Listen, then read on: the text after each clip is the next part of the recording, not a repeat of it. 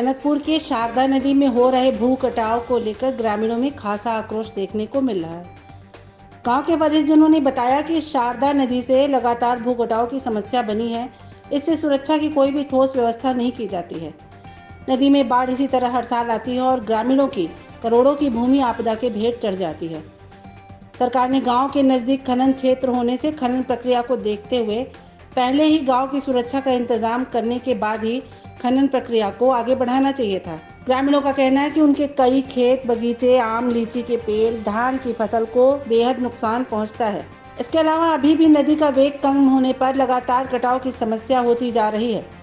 ग्रामीणों ने पहले ही चेतावनी दी थी कि अगर खनन गांव की तरफ होगा तो नदी का रुख भी गांव की तरफ मुड़ सकता है, परंतु सरकार ने उनकी बातों पर कोई ध्यान नहीं दिया, जिसके कारण आज नदी का रुख गांव की तरफ हो चुका है। बहुचर्चित 28 एकड़ खनन के मामले का ग्रामीणों ने बेहद विरोध किया था, जिसे टी न्यूज़ के माध्यम से पहले भी उठाया जा चुका है। खनन प्रक्रिया 28 एकड़ में न हो सके, जिसके लिए आज उचौली गोट ग्रामीणों ने भूमि की बची हुई सुरक्षा के लिए आवाज उठाने के लिए उचौली गोट प्रधानपति गणेश मेहर, गेंडाखाली प्रधानपति देव सामंत, ग्रामीण तेज सिंह, भाजपा के पूर्व जिला महामंत्री नारायण सिंह मेहर व काली कुमाऊं पर्यावरण नदी विकास समिति के संरक्षक प्रताप सिंह व समस्त ग्रामीण जन ने आवाज उठाई है। नुकसान का सवाल है, काफ़ी मात्रा में नुकसान हो रहा है। ग्राम सभा उचौली गोट है, ग्राम सभा गेंडाखाली, ग्राम सभा थवालखड़ा का जो खेत खड़ा का हिस्सा है वहाँ विशेष तौर पर है, और गेंडाखाली नंबर 3 में कई की बागवानी बह गई है, कई की ज़मीन बह गई है। तो शारदा से जो है इस बार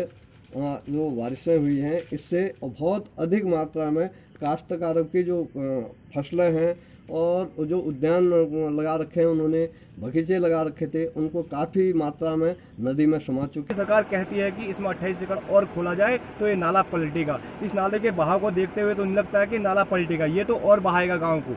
इसमें कोई भी सरकार इस यहाँ पर आता नहीं है और न देखता है इसको कि ये कहाँ है। आप लोग आज आए हैं तो इसका सरकार से अनुरोध है कि यह काम जल्दी से जल्दी इसे रोकथाम के लिए कुछ क्रेडिट का इंतजाम कीजिए, और इसका हम लोग विरोध करेंगे जब तक यह क्या कहते हैं कटान के लिए इसमें क्रेडिट नहीं लगेंगे, तब तक हम इस पर विरोध करते रहेंगे। न कोई 28 एकड़ खुलेगा, न इसमें कोई वो कार्य होगा। सबसे पहले 28 एकड़ बंद। हम ये डिमांड करते हैं कि शासन प्रशासन को एक बार टनकपुर से लेके बूम तक इस क्षेत्र का मुआयना करना चाहिए। उस पर देखना चाहिए कि कहाँ कहाँ पर ज़मीनें कट रही हैं, जहाँ पर ज़्यादा ज़मीनें कट रही हैं उसको चिन्हित करके ऑफ सीजन में जिस समय पर खाली समय होता है उस समय वहाँ पर अपनी सुरक्षा कार्य आराम से कर सकते हैं, और करना भी चाहिए। हम चाहते हैं कि प्रशासन के द्वारा जैसे बूम में तटबंध डाल रखे हैं बड़े बड़े, अगर ऐसे ही खेत खड़ा से बूम तक थोड़ी थोड़ी जगह पे 1-1 किलोमीटर की रेंज में भी अगर तटबंध पड़ जाएँ तो काश्तकारी जो भूमि है हमारी किसानों की भूमि है काश्तकारी वाली, उसको हम आराम से बचा सकते हैं। उसके साथ साथ भी हमारे उचौली गोट के साथ साथ नीचे गेंडाखाली में भी बहुत नुकसान हुआ है लोगों का। उसमें जितने भी धान की फसलें थी वो भी बह गई है, वो सबको पता ही है, पूरा अखबारों में भी दिया था इससे पहले।